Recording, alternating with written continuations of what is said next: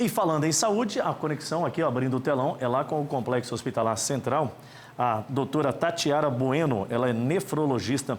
Ô, doutora, muito boa tarde, bem-vinda ao programa. Boa sexta-feira para a senhora. Obrigada, Dilson. Quero agradecer a oportunidade, mais uma vez, de estar aqui com vocês, da gente poder falar um pouquinho sobre a saúde dos rins. Isso, eu queria já começar falando sobre, diretamente ao foco aqui da nossa questão, que é a doença crônica renal. Quando que se intitula que ela está crônica? Enfim, especifica para nós qual é o tipo de problema que a gente enfrenta quando está passando por uma patologia como essa. Tá, a gente tem, por definição, dois termos, que é a doença renal crônica e a lesão renal aguda.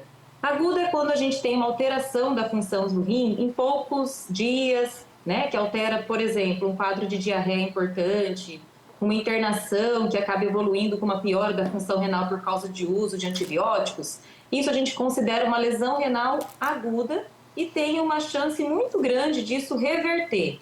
Já a doença renal crônica é quando a gente tem alteração da função dos rins, seja através de um exame de ultrassom, seja através do exame de sangue, de creatinina, por mais de 3 meses essa alteração mantida. Então a gente classifica como um paciente que tem doença renal crônica de estágio de 1 até o estágio 5. Perfeito. Como é que se manifesta essas doenças, doutora? É silencioso? A gente consegue perceber que algo de errado está acontecendo para cuidar isso mais previamente, mais brevemente? Uma excelente pergunta, Dilson, porque quando a gente fala de você fazer cuidados preventivos, a gente tem que entender que a doença renal crônica, ela é bem danada, porque nas fases iniciais, até fases moderadas da doença, a maioria das vezes ela é assintomática, não dá sintomas nenhum ou poucos sintomas. Então a gente fica assim, então como é que eu vou saber se eu tenho alguma doença renal? Né? Então é aí que a importância de esclarecer, né, para quem está assistindo o vídeo, para toda a sociedade, que tem que prestar atenção se você faz parte de algum grupo de risco que tem que ir atrás para saber se tem alguma doença renal crônica.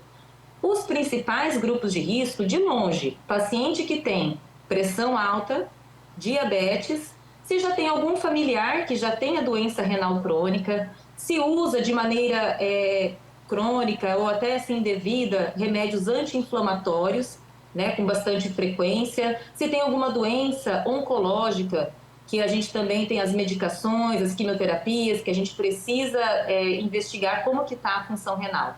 Então, esses são os principais fatores de risco para você ter uma doença renal. Então, tem que ficar ligado, porque tem que ir atrás mesmo sem ter sintomas. Ah, perfeito. E a história de beber água realmente tem tudo a ver com problemas que podem agravar com relação a essa questão dos rins, ou, doutora? Fala-se em 2 litros, 3 litros, 1 litro, enfim. Como é que funciona isso? O negócio de beber água, beba bastante água, que isso faz bem para o rim, isso não é inteiramente uma verdade.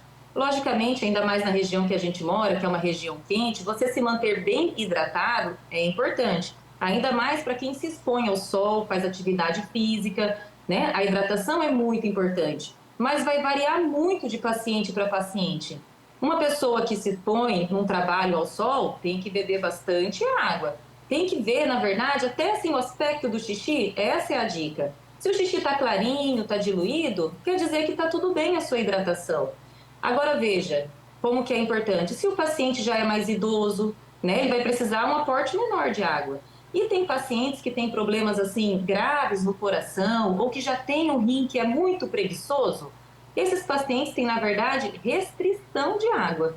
Então, muitas vezes eu chego aqui no consultório, os pacientes, eu falo para ele beber muita água, insisto. Aí o paciente chega inchado, chega com água no pulmão. Então, beber bastante água é importante, mas não serve para todo mundo. Tem paciente que, inclusive, tem restrição. Aí a importância de procurar um especialista, né? Porque a água, literalmente, eu costumo até dizer, pode beber sem moderação. Esse sim, você pode beber sem moderação. Mas, se você não tiver nenhum tipo de problema, né, doutora? Porque senão, aí a questão... Tem a ressalva, isso mesmo. Por isso que tem que, né, fazer aquele check-up e buscar diagnosticar isso preventivamente. Agora, sobre tratamentos, doutora, como é que a gente está hoje? Em que estágio chega a necessidade do transplante? Eu queria entender esse curso dos tratamentos possíveis e se a gente está bem servido aqui no norte do Brasil, tecnologicamente, né, profissionalmente, para esses cuidados. Essa é uma pergunta bem ampla, sabe, Adilson? Primeiro, a gente classifica a doença renal do estágio 1 até o estágio 5. O 1 é o inicial, uma doença renal leve. E aí isso vai progredindo até chegar no estágio 5, que é a necessidade do paciente entrar num tratamento dialítico ou a necessidade de um transplante. Essas evoluções, do 1 até o 5, que é por isso que é importante a gente diagnosticar a doença precoce, porque a maioria das vezes a gente consegue retardar a progressão da doença, né, até não precisar da diálise, mas tem que ter esse acompanhamento. E a gente faz avaliação renal, que é muito importante, através de 3 pilares. O ultrassom dos rins e das vias urinárias para ver a anatomia, faz um exame de urina para saber se está tudo bem com a produção da urina, o filtro do rim, em relação à perca de proteína, à perca de sangue no rim. E a gente faz um exame que é o mais importante, que é a creatinina. Ele é um exame bem simples, como se fosse um hemograma. Ele é um exame feito no sangue do paciente. O valor da creatinina, ele serve para ajudar a gente a calcular quantos por cento os 2 rins juntos estão funcionando. E aí a gente classifica o paciente na doença renal. Então, o paciente, se a gente diagnostica o paciente nas fases precoces, a gente tem vários tipos de tratamento. Hoje em dia a gente tem medicações novas, excelentes, né, que relaciona cardiologia, endocrinologia, nós, né, nefrologistas, com a mesma medicação para ajudar o paciente em todos esses cenários, né, tentando retardar a progressão da doença. E o principal, Adilson, com certeza, é o controle adequado do diabetes e da pressão alta, que são as 2 principais doenças que fazem o rim progredir até a necessidade da diálise. Entendi. Doutora, assim, de forma bem sintetizada, eu creio que pode ser um pouco mais complexo, mas o nosso tempo está esgotando. Que tipo de mudança no comportamento do ser humano pode contribuir para que ele previna um pouco mais as doenças renais?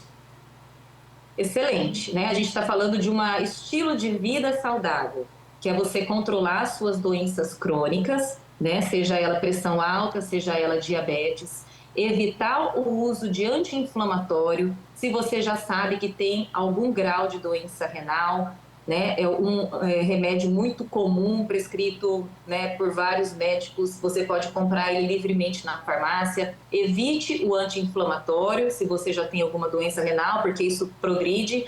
E o estilo de vida saudável, com atividade física, controle adequado do peso, isso é muito importante, e uma boa noite de sono. Tudo isso contribui para a nossa saúde renal.